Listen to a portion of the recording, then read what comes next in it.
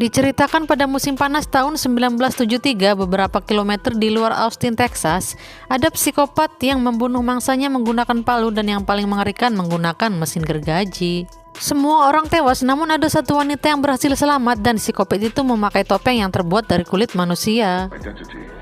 Begitulah acara TV hari ini yang dilihat oleh seorang gadis yang bernama Melody di sebuah minimarket. Dia pun menuju mobil dan siap untuk melanjutkan perjalanan. Mereka menunggu satu kawan mereka yang bernama Dante, dan datanglah sebuah mobil, lalu pengemudinya turun dan dia membawa pistol. Pria itu bernama Richie. Dia mengatakan jika banyak babi berkeliaran di sekitar sini. Mereka pun melanjutkan perjalanan dan menyalakan autopilot supaya mereka bisa bolos di mobil. Terlihat mobil Richie tadi yang menyalip mereka dengan asap yang mengepul. Dia lolos dari polisi, namun mobil mereka justru diberhentikan. Polisi pun menanyakan kartu identitas dan mengatakan jika dia membawa calon istrinya dan juga adiknya. Karena tidak ada masalah, polisi pun membiarkan mereka pergi dan meminta mereka menghormati penduduk kota ini. Lalu mereka pun pergi.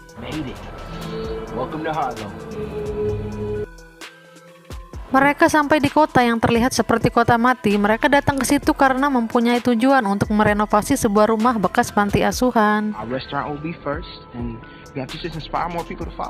Terlihat Richie yang sudah sampai di sana, lalu Dante bilang jika dia adalah kontraktor kita yang membenahi gedung-gedung ini.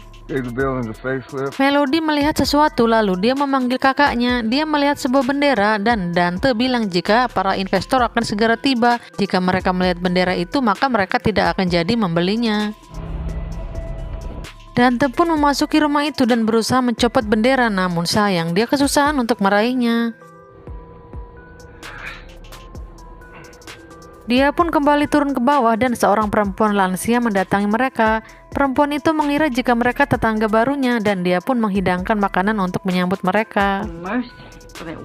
Si nenek mengatakan apa tujuan mereka, lalu Dante bilang jika dia akan menyewakan rumah ini. Namun si nenek bilang jika ini rumahnya dan dia sudah melunasi semua hutangnya kepada bank. Dia juga sudah mengurus banyak anak laki-laki sepertinya selama bertahun-tahun dan dia tidak bermasalah dengan pria berkulit hitam. Karena rasis, Dante pun marah dan dia keluar.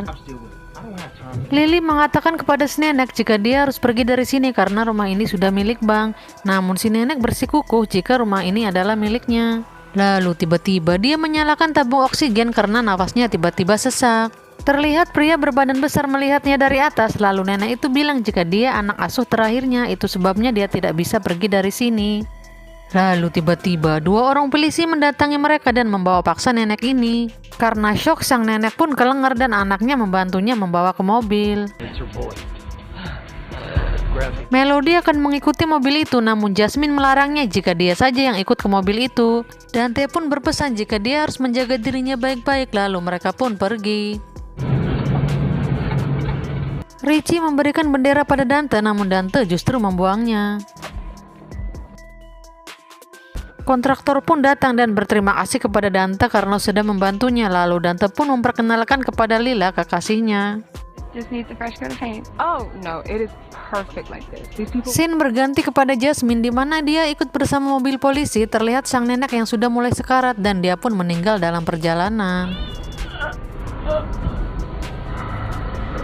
Sheriff, I think she croaked. Psikopat justru menekan-nekan tabung hingga polisi pun mencegahnya, namun tiba-tiba tangan polisi itu dipatahkan dan tuas pistol ditarik hingga menembak polisi yang ada di depannya. Mobil pun terpelanting dan keluar dari jalur. Scene berganti kepada Melody yang sedang berbicara kepada Richie kalau dia tidak menyukai gaya mobil Richie yang menyemburkan asap hitam, namun Richie tidak mempedulikannya. Lalu Melody melihat sebuah senapan dan Richie pun memberikannya.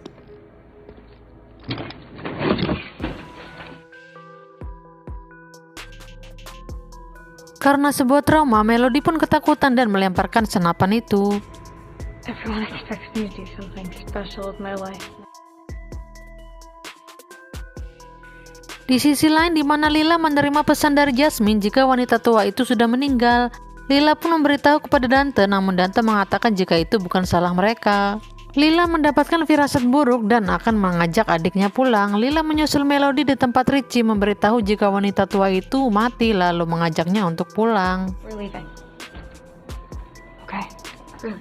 That guy? The old lady died. I really need you to leave. Kembali lagi kepada Jasmine, di mana mobil mereka masuk ke padang rumput, namun Jasmine terlihat selamat sementara semua penumpangnya sudah mati. Namun tiba-tiba saat dia menengok kaca spion, terlihat psikopat yang sedang menyayat-nyayat wajah wanita tua itu. Lalu dia pun menggunakan radio untuk meminta bantuan, namun sayang tidak ada jawaban. Dengan jelas Jasmine melihat kopet itu menyayat wajah wanita tua itu dan mengambil kulit wajahnya yang ternyata dia menjadikannya sebagai topeng. Polisi yang berada di sampingnya tiba-tiba batuk, lalu kopet menghajarnya dengan tabung hingga polisi itu pun moked. Lalu kopet itu tiba-tiba pergi dan menarik jasad wanita itu entah kemana. Saat Yasmin akan membebaskan diri dan akan keluar dari mobil, tiba-tiba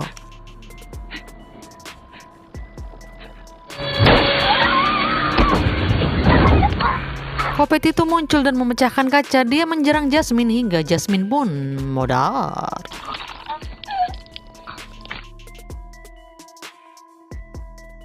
Setelah itu dia menuju jalan raya untuk kembali mencari mangsa. Kembali kepada Lila, di mana dia berpamitan kepada Mila, si seksoy manis sang kontraktor, jika dia tidak enak badan dan akan pulang. Saat Dante akan mengambil kunci mobil, tiba-tiba Richie mengambil kunci itu dan mengatakan jika mereka sudah membunuh wanita itu. Dante memaksa untuk mengambil kuncinya, namun Richie bilang dia harus menunjukkan akte rumah itu jika dia ingin mengambilnya. Dante pun mencari akte rumah itu, namun dia tak menemukannya. Dia mengira jika akte rumah itu ada di dalam rumah panti itu dan mereka pun pergi ke sana untuk mencarinya. This is bullshit. Scene berganti di mana seorang pak tua yang sedang mengolah daging bagong, dia pun mendapat telepon dari seseorang. Seperti mengetahui rahasia besar, dia pun tertegun dan bergegas pergi. Scene berganti kembali kepada panti di mana Dante dan Lila memasuki ke dalam untuk mencari akta itu. Begitupun dengan Lila yang membuka kotak rahasia milik sang nenek dan dia pun menemukan akte panti di situ. Dia sangat menyesali karena menuduh nenek yang dia pikir tidak memiliki akte. Di sisi lain di mana Dante melihat sesuatu bergerak sendiri, karena penasaran dia pun menghampirinya. Terlihat bayangan psikopat dan dia pun terkaget-kaget melihatnya. Lalu tiba-tiba Dante pun diserang psikopat itu dan Lila melihatnya, lalu dia langsung bersembunyi.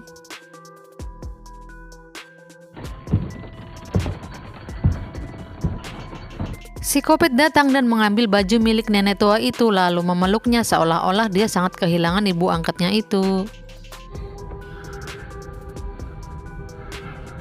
Lalu tiba-tiba dia mengamuk dan memecahkan kaca itu.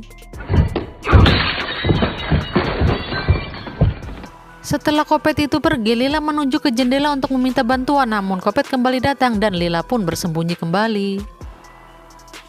Scene berganti kepada Dante di mana dia tersadar dan dia mencoba bangun dan keluar dari panti itu. Di sisi lain terlihat Lila sedang berpesta di dalam mobil, lalu Dante tertatih-tatih berjalan hingga Richie pun melihatnya. Namun saat Richie memanggilnya, tiba-tiba terlihat muka Dante yang mengerikan dan dia pun kelengar. Richie menanyakan siapa yang membuat wajahnya robek, namun Dante tidak sadarkan diri. Richie pun mengambil pistol dan mengatakan kepada Mila untuk bilang ke semua orang agar tetap berada di dalam mobil. Mila menuju mobil untuk memberitahu semua orang jika ada psikopat yang berkeluaran, sementara Richie menuju panti itu. Di sisi lain di mana Lila masih bersembunyi dan dia melihat psikopat sedang menyiapkan gergaji mesin, kopet itu pergi sambil membawa gergaji itu. Saat Richie memasuki kamar, lalu tiba-tiba kopet itu menyerangnya dan kaki Richie pun dipatahkan. Richie mencoba melawannya, namun sial, dia dicocol dengan beling hingga dia pun kelengar.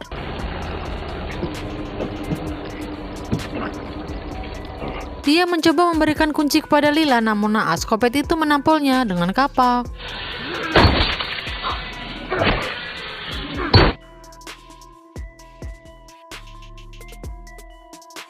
Di sisi lain di mana Pak Tua yang bernama Marco sampai ke TKP, dia pun melihat mobil Sheriff dan memeriksanya.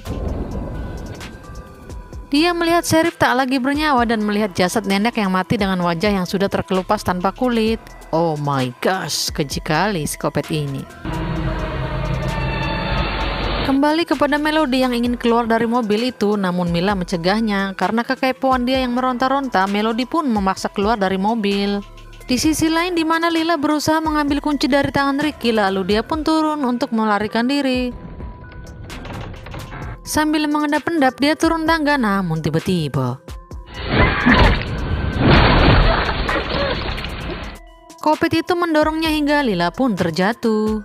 Kopet itu menyalakan gergaji mesin, namun Lila bersembunyi ke gudang dan dia melihat ada jalan keluar di sana.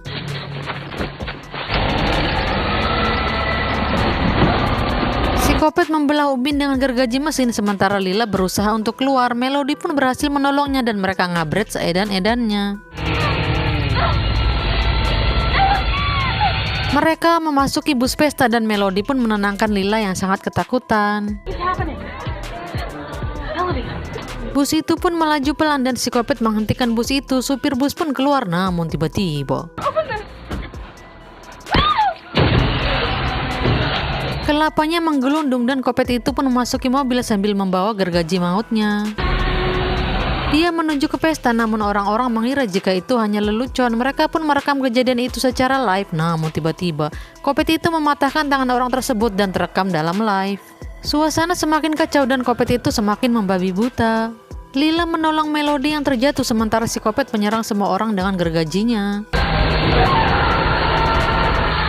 Saat Mila akan keluar melalui jendela, Kopet itu menyerangnya dan memotongnya.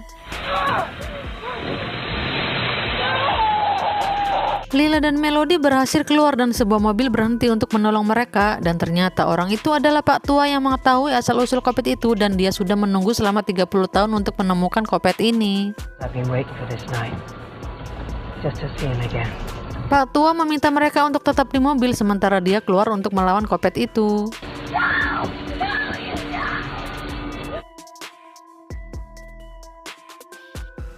Dia memasuki rumah panti dan menemukan Kopet yang sedang terdiam. Kopet itu pun bangkit dan mengambil gergaji mautnya. Dia pun pergi dan tidak mempedulikan Pak Tua itu. Dan ternyata dia menuju mobil untuk menyerang Melody dan juga Lila. Pak Tua itu mengejarnya dan menembaknya. Namun Kopet itu justru berbalik arah menyerang Pak Tua itu dengan mesin gergaji hingga perut Pak Tua itu tertembus gergaji lalu melemparnya. Lila berusaha menabraknya dengan mobil, namun naas kaki Lila justru tertusuk besi hingga dia terjebak di mobil. Lila menyuruh Melody untuk lari karena dia takut Melody akan diserang Kopet itu. Melody pun keluar dari mobil lalu Kopet itu mendatangi Lila. Saat Kopet akan menyerang Lila, tiba-tiba Melody memanggil Kopet itu dan Kopet itu pun mengejarnya. Namun tiba-tiba Pak Tua menembaknya dan Melody pun berhasil kabur. Pak Tua melarang Melody untuk lari dan memberikan senapan kepadanya. Melody pun memasuki rumah panti untuk mencarinya. Namun tiba-tiba Kopet itu pun menyerangnya hingga mereka berdua terjatuh ke kolam. Dengan perlahan Melody keluar dari air, namun tiba-tiba Kopet itu muncul bersamaan dengan Lila yang juga menyerangnya.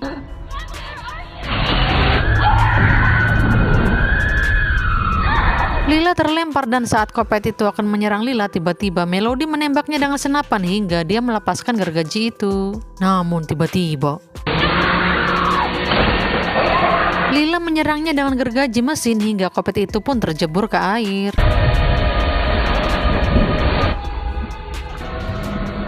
Mereka sangat senang karena sudah menghabisi si Kopet itu dan mereka pun keluar membawa mobil sportnya pergi dengan bahagia karena sudah membunuh Kopet itu. Saat mereka tertawa riang, tiba-tiba Kopet itu menyerang dan menarik Lila. Lila pun dieksekusi hingga dia pun moket. Melody pun menangis dan film pun berakhir.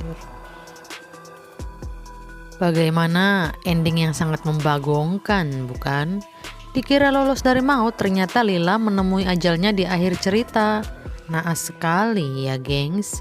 Oke gengs, mungkin segitu saja pembahasan dari film ini. Semoga kalian menyukai alur ceritanya. Dan seperti biasa, jika kalian suka, silahkan subscribe aja, biar kalian tidak ketinggalan jika ada video baru dari seliramu. Thanks for watching and then see you on next video. Bye bye.